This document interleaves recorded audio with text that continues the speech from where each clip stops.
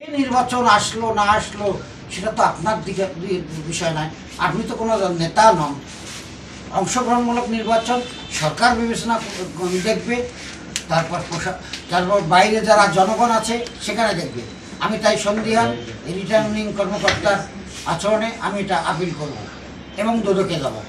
এর বাইরেও আমি যে কথাটা বলেছি, আপিল করাকালীন সময় আমি তো 4-5 দিন সময় পাইলাম, এর মধ্যে আরও তথ্য আমি বের করতে পারব। আরও তথ্য বের করতে আমার অনুমান আরও 30-40 একর হয়তো জমি আছে, বের হবে। এটা আমি দুদককে যখন দেবো তখন দুদকেই বের করবে কোথায় আছে। এই Tulbhandar sub registry office, Patgram sub registry office, ঢাকায় কোনো সাব রেজিস্ট্রি অফিস, তারাই অনুসন্ধান করবে এবং বাদী আমি হব। তাই আমি আপনাদের কাছে বিনীত আহ্বান জানাচ্ছি, আপনারা আমার এই বিষয়টা পুরা দেশবাসী যেন জানে এবং আমার প্রতি যে অন্যায়টা করলো, অবিচার করলো, আমি ন্যায় বিচার পেলাম না, এই বিচারটা যেন আমি পাই।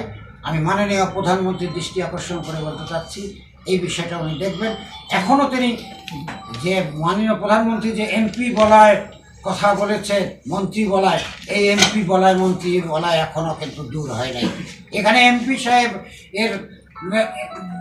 সাহেবের এখানে কানেকশন আছে এবং সে এগুলো নিয়ে কাজ করতেছে, যে কারণে আমার মনে হয় রিটার্নিং অফিসার তিনি সাহস পান নাই এমপি বলার কারণে।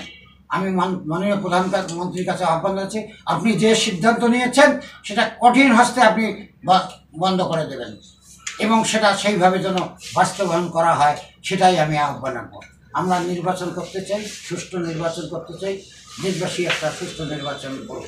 কিন্তু আরেকটা বিষয়, মন্ত্রী মহোদয়, সাবেক মন্ত্রী মহোদয়, উনি এলাকায় 6 ফেব্রুয়ারি আসেন। 6 ফেব্রুয়ারি আসে, উনি একটা মিটিং করেন এবং ঘোষণা দেন আমার ছেলে উপজেলা চেয়ারম্যানে দাঁড়াবে। এটা তো ঘোষণা আছে কি, এখানে কি আমাদের দলীয় যে সাধারণ সম্পাদক তিনি তো জানেন, বা যে সাংগঠনিক সম্পাদক আছেন তিনি জানেন, তিনি তো ক্যান্ডিডেট সেট করে দিলেন তার ছেলেকে। আমি তো এমপি বলার মধ্যে নাই, আমি আলাদা। আমি ছোটোবেলার থেকে আমি রাজনীতি করে আসছি, আপনারা সকলেই জানেন, এবং এখন পর্যন্ত আমি আছি।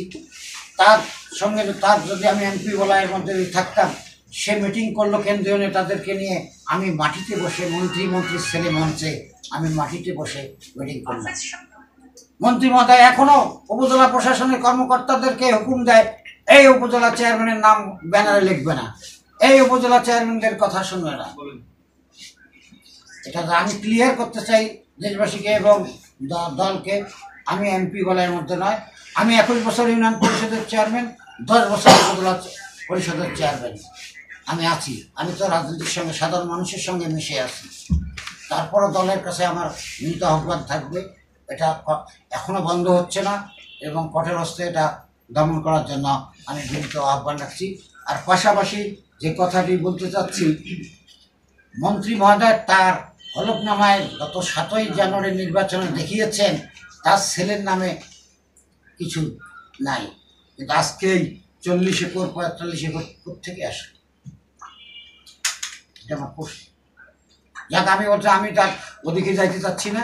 আমার দাবি যেটা, সে রাকিবুজ্জামান আহমেদ, সে 42 একর 23 শতক জমি দেখান নাই, 2,85,000 টাকা মৌজা রেট এবং দলিল রেট হলো 1,46,85,000 টাকা দেওয়া হয়েছে। এটা নিয়ে আমি যাতে সুবিচার পাই আপিলে, সেদিকে আমি চেষ্টা করব এবং জেলা প্রশাসকের মহারাজের কাছে আমি আপনাদের মধ্যে আহ্বান রাখতে চাচ্ছি।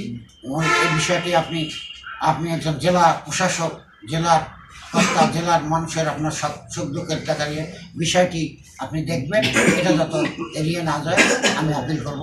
সবাইকে ধন্যবাদ। আপনি কি মনে করেন